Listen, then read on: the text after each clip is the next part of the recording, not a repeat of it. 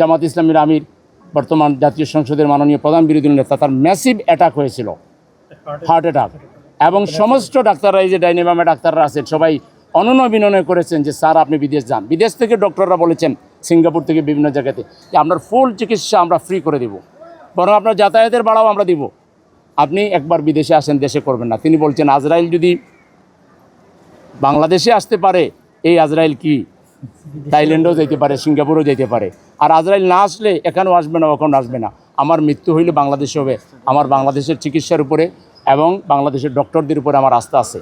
এবং এত অল্প সময়ে তিনি ভালো হয়েছেন আল্লাহর রহমতের বিনিময়ে, যে এরকম যে ডাক্তার সাহেব করেছেন, তিনি বলেছেন যে আমি অনেক অপারেশন করি, এত তাড়াতাড়ি রোগী ভালো হয় না। তিনি যে টাইম দিয়েছিলেন তারও এক সপ্তাহ আগে তিনি বাসায় চলে গেছেন। তো সুতরাং এইভাবেই হওয়া দরকার। নেতৃত্ব সাহস থাকতে হবে।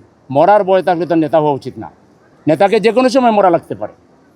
সুতরাং ডাক্তার শফিকুর রহমান সাহেবদের মতো এরকম সাহসী বিরোধী দলীয় নেতা, যারা আগামী দিনে দেশের প্রধানমন্ত্রী হইলে দেশ বদলে যাবে ইনশাআল্লাহ। আমরা সেই সময়ের অপেক্ষায় আছি।